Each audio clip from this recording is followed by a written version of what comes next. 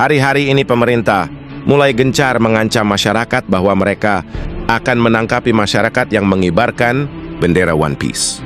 Mereka menyebutnya makarlah, tindak pidana lah, dan lain-lain. Bahkan Polri dan TNI mulai menggeruduk orang-orang yang mengibarkan bendera One Piece di rumah mereka masing-masing. Yang saya herannya adalah mengapa tidak ada satu batang hidung pun di pemerintah ini yang punya otak. Bahkan sekelas Menko Polkam Budi Gunawan ternyata sangat tolol. Bahkan pimpinan MPR yang seharusnya adalah representasi rakyat, tapi malah memposisikan dirinya sebagai representasi pemerintah. Ini benar-benar kebodohan yang luar biasa. Dia bahkan tidak tahu apa tugas MPR. Tugas MPR adalah menyuarakan suara rakyat dan mengoreksi pemerintah, bukan malah membela pemerintah dan menegur rakyat. Begitu juga dengan si Vasco Otak Udang, wakil ketua DPR dari Gerindra. Benar-benar tolol dan otaknya didengkul. Rakyat itu adalah majikan. Sementara MPR, DPR, Presiden, Polri, TNI, semua itu adalah pembantu rakyat, digaji oleh rakyat. Silahkan baca konstitusi kita UUD 1945 pasal 1. Kedaulatan ada di tangan rakyat. Jadi penguasa tertinggi adalah rakyat. Jadi disinilah letak ketololan mereka. Mereka tidak tahu undang-undang sama sekali. Mereka tidak paham bahwa kebebasan berpendapat dan berekspresi adalah bagian inti dari hak asasi manusia. Bahkan UUD 1945 pasal 28 jelas mengatakan, kebebasan berpendapat dan berekspresi dijamin oleh negara. Lantas bagaimana jikalau presiden atau menteri mengeluarkan surat edaran, perpres atau permen peraturan menteri yang melarang mengibarkan bendera lain selain merah putih? Atau sebut saja yang lebih tinggi dari permen dan perpres, yaitu undang-undang? Jawabannya ya, tidak berlaku. Prinsip hukum adalah lex superior derogat lege inferior. Artinya hukum tertinggi membatalkan hukum di bawahnya.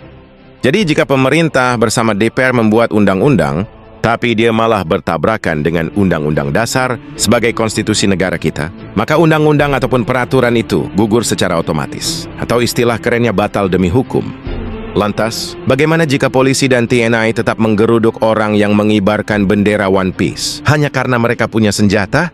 Maka Polri dan TNI alias pemerintah jadi pelanggar hukum. Sebab konstitusi menjamin hak setiap orang untuk berpendapat dan berekspresi.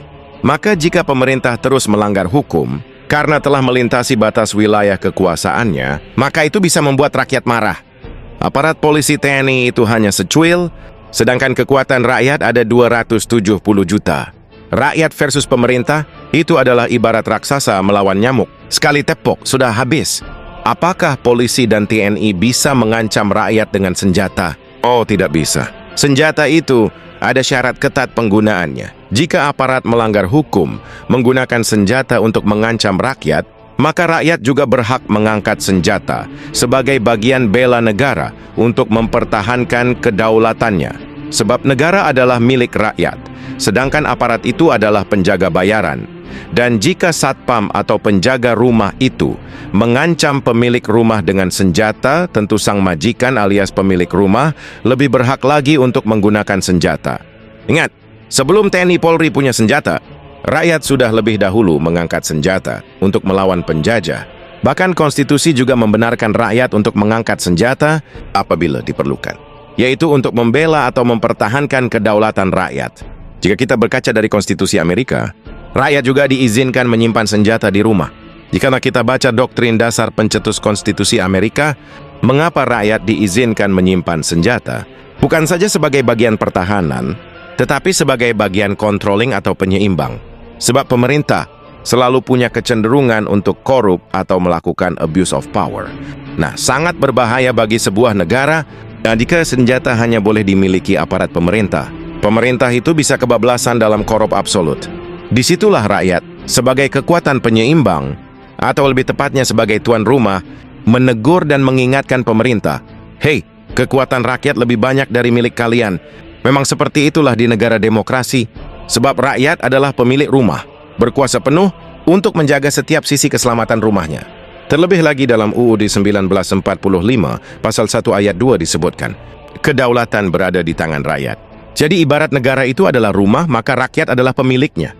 Sedangkan aparat atau polisi TNI itu hanya penjaga atau seperti satpam yang dibayar oleh sang pemilik tadi. Tentu sebagai pemilik, orang itu jauh lebih berkepentingan untuk menjaga keselamatan rumahnya ketimbang penjaga bayaran tadi. Jadi pahami itu bahwa rakyat adalah majikan alias pemilik negara.